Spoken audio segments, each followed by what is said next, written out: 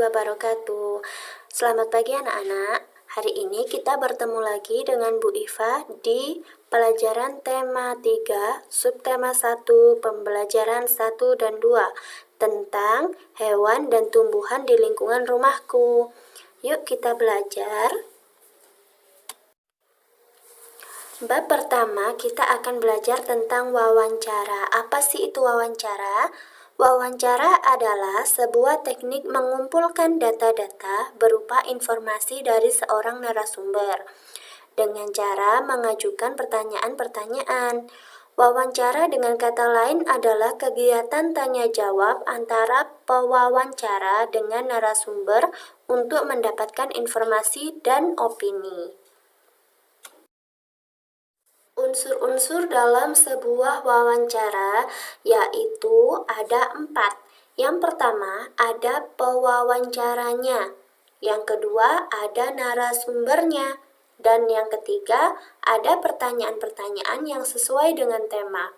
Dan yang terakhir ada janji yang disepakati mengenai waktu dan tempat. Langkah-langkah dalam melakukan sebuah wawancara yaitu ada 3. Yang pertama, persiapan wawancara, yaitu kita harus menentukan temanya dulu, narasumbernya, dan daftar pertanyaan-pertanyaan yang akan kita tanyakan kepada narasumber tersebut. Yang kedua, kita melakukan wawancaranya. Yang ketiga, yaitu menulis hasil wawancara, yaitu bisa meringkasnya, menganalisis, dan menyimpulkan hasil wawancara dalam sebuah laporan. Materi kedua yaitu menjaga keseimbangan lingkungan. Sebelumnya, siapa yang tahu tentang apa sih itu lingkungan? Lingkungan adalah segala sesuatu yang mempengaruhi pertumbuhan makhluk hidup. Lingkungan yang kita tinggali saat ini bisa membentuk kehidupan dan kelangsungan hidup kita untuk masa sekarang maupun untuk masa yang akan datang. Untuk memperoleh keseimbangan lingkungan, diperlukan upaya yang dapat kita terapkan dalam kehidupan sehari-hari. Apa saja upaya yang dapat kita terapkan dalam kehidupan sehari-hari? Ada 7 ya anak-anak. Apa saja sih itu? Yang pertama, kita harus memilah sampah. Yang kedua, kita harus menghemat penggunaan listrik. Yang ketiga, kita harus menghindari pemborosan bahan bakar. Yang keempat, kita harus mengurangi penggunaan bahan kimia.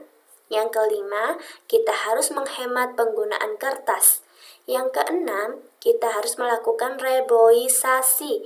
Dan yang terakhir, kita harus mengendalikan hama secara alamiah. Kita akan membahas sedikit ya, hanya beberapa saja dari 7 upaya tersebut. Yang pertama, kita akan membahas tentang memilah sampah. Kegiatan yang paling sederhana dalam memilah sampah ini adalah mengelompokkan sampah tersebut menjadi 3 golongan. 3 golongan itu apa saja sih? Ada organik atau sampah organik ya, terus yang kedua ada sampah anorganik, dan yang ketiga ada logam atau juga kaca. Karena banyak sekali bahaya logam berat yang bisa timbul, maka harus dipilah dulu. Kegiatan memilah sampah menjadi 3 bagian ini sangatlah berguna, karena ketiga golongan sampah tersebut sangatlah berbeda kegunaannya. Misal, sampah organik yang dapat dijadikan sebagai kompos dan berguna untuk para petani. Lalu, kalau sampah anorganik yang dapat didaur ulang sehingga membentuk sesuatu yang bisa lebih bermanfaat. Yang kedua yaitu melakukan reboisasi. Salah satu kegiatan untuk menyeimbangkan penebangan hutan yaitu dengan reboisasi dan gerakan one man, one tree. Apa sih itu reboisasi? Reboisasi adalah kegiatan peremajaan dan penanaman kembali pohon pada kawasan hutan yang telah rusak. Tujuan dari kegiatan ini sebagai penunjang keselamatan hutan dan menjadikan daerah tersebut menjadi kawasan hutan dan lahan hijau. Sedangkan, apa sih itu gerakan one man one tree? Gerakan One Man One Tree yaitu gerakan penanaman pohon satu orang satu pohon.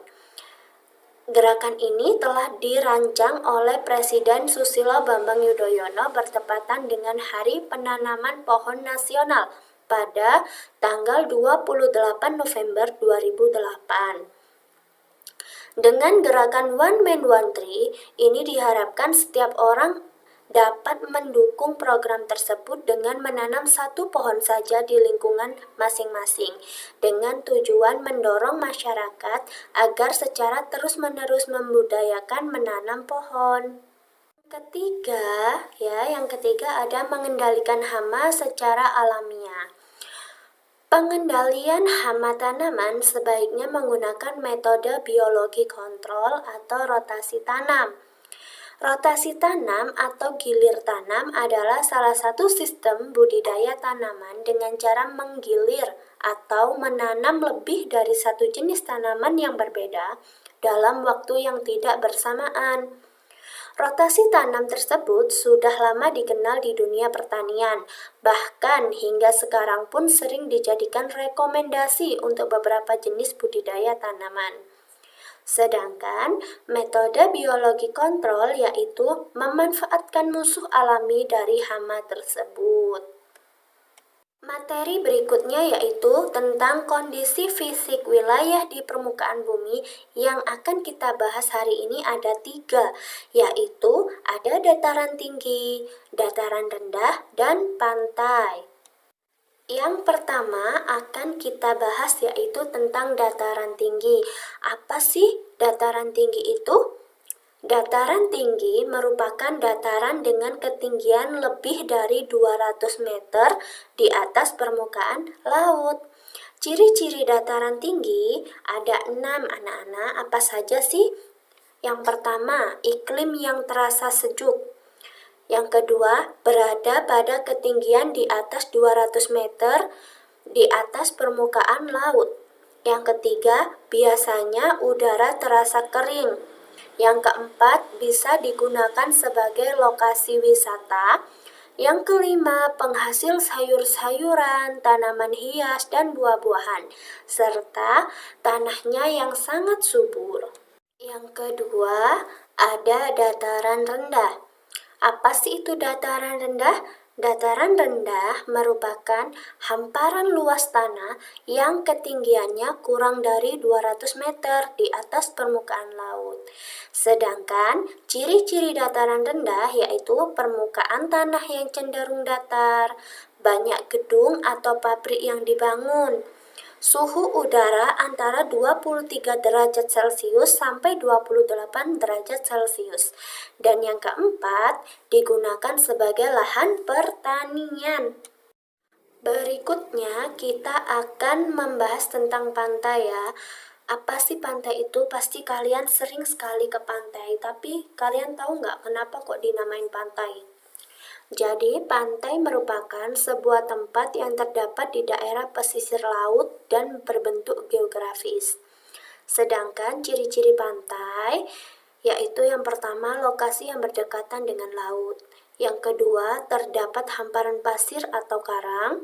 Yang ketiga, kalian akan menjumpai pohon ketapang dan pohon bakau.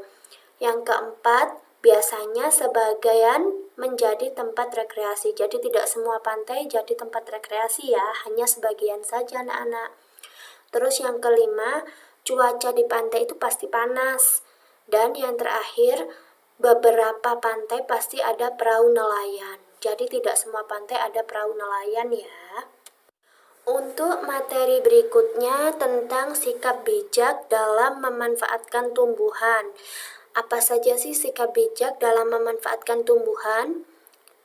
Jadi, sikap bijak dalam memanfaatkan tumbuhan diantaranya tidak membuang-buang sisa makanan, terus merawat tanaman dengan baik, dan tidak merusak tanaman. Kalau tadi ada sikap bijak dalam memanfaatkan tanaman, sekarang kita akan membahas tentang sikap tidak bijak dalam memanfaatkan tanaman. Di antaranya yaitu 1.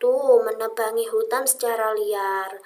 2. Mencabut tanaman yang sedang tumbuh. Ayo, siapa yang suka mencabut tanaman? Dan yang ketiga, menginjak rumput di taman. Ini pasti banyak yang menginjak rumput di taman ya, ayo ngaku. Nggak boleh lagi ya nginjak rumput di taman.